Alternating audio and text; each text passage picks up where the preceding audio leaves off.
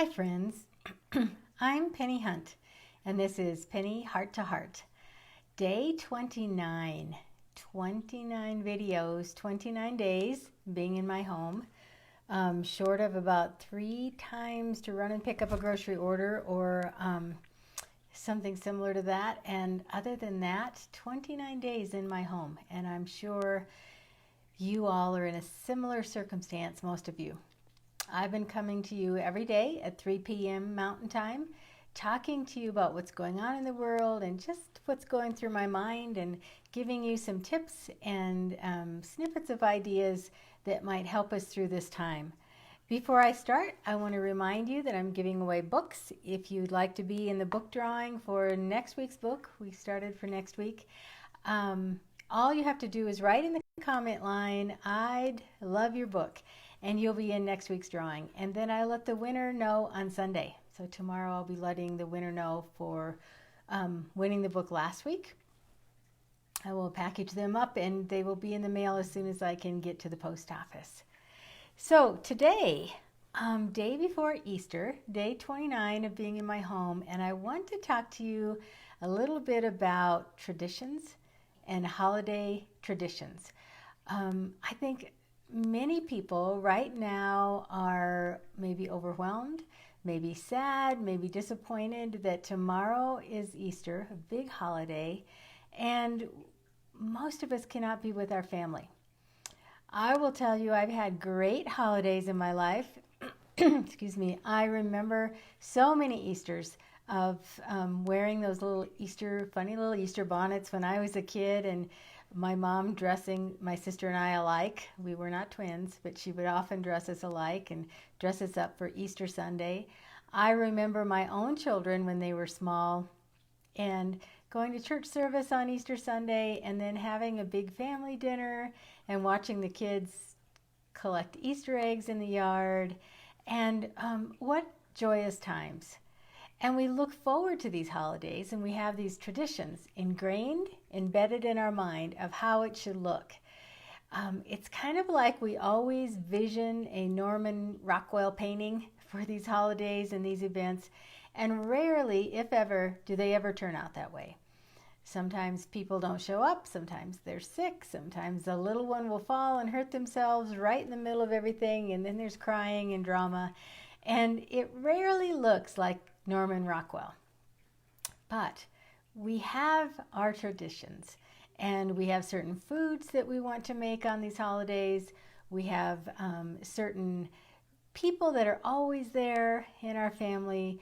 We do Easter egg hunts or whatever it is you do with your family on Easter. For many of us, religious services are huge, and we're not, in most cases, not able to do that in the normal way this year. But there's so many different things that are happening that we're lucky to have. For example, you can sign on and see your religious service online in most cases. And so we can tweak it and adapt to a different way this year. But I wanted to talk about traditions because I'm thinking this is a big lesson for us. It's a big lesson in that to learn that we can do things differently. Yesterday I talked about the phrase, "Isn't that interesting?" and how we judge ourselves against other people, and we judge people against people, and we judge how things should happen, how we think things should happen. And I think that falls right into what I'm talking about today, because what many of us are going to do tomorrow is wake up and think, this is not anything like we want this day to be, that everything is different. We can't see our family and we can't see our friends, and maybe you weren't able to get to the grocery store to get those foods that you wanted for this holiday that you always have to have. Maybe you planned on a trip or to travel to grandma's house or somewhere, and you can't do that this year. And so if we can think about what I talked about yesterday about the judging and the comparing and the mental red pen we have in our head about this is not right. We critique everything, we compare everything, and we judge everything, and we use that mental red pen all the time. So tomorrow, when very little is the same, that we're used to. Very little is like our normal holiday. Let's try to not use that mental red pen. Let's look at it a different way and say, isn't this interesting how this holiday is working out this year? And you just might find that you can come up with new things to do, that you can do things differently with your family, whoever you are in-home sheltering with, that you can create a little celebration that looks much different than what it has in the past, but yet it could be so special. And remember one video I talked about being a memory maker. Tomorrow is a great opportunity to be a memory maker. We will all remember this time of the coronavirus and how many days we were in our homes. I can tell you, I will know the exact number because I'll do that many videos. But we will always remember this time. It will be embedded in the history of our minds and the history of our life. And we will also remember these kind of circumstances, the holidays we had, the birthdays that didn't get to have the big party that we wanted, the plans that were changed and canceled because of this coronavirus time. We will always remember that. So tomorrow you have the opportunity to be the memory maker and create a day that you will remember in a joyous way. Yes, remember that time we were in our homes because of the coronavirus, and maybe we didn't even have eggs to color for Easter. Maybe we didn't have normal Easter baskets or chocolate, but we did this. And it was so much fun, and we laughed and we played and we rejoiced, and it was joyous.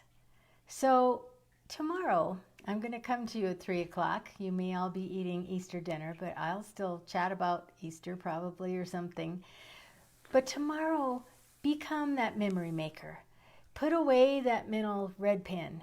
And don't critique and judge everything that happens tomorrow against the way you think it should be or the way it always was. And see how you can make it a happy occasion, a joyous occasion, even if you are alone. Do something special for yourself and make it a day that you will always remember with a laugh or with love or with memories of that time when it was different. I want to remind you, I'm giving away books, so if you'd like one of my books, all you have to do is in the comment line write, "I love your book," and you'll be in this week's drawing. I wish for you a great rest of your day. I appreciate you stopping in and listening to me talk about my little tips and techniques and giving you something just to think about. Maybe you can come up with a lot more to say about it that you would share with me, and I would love that.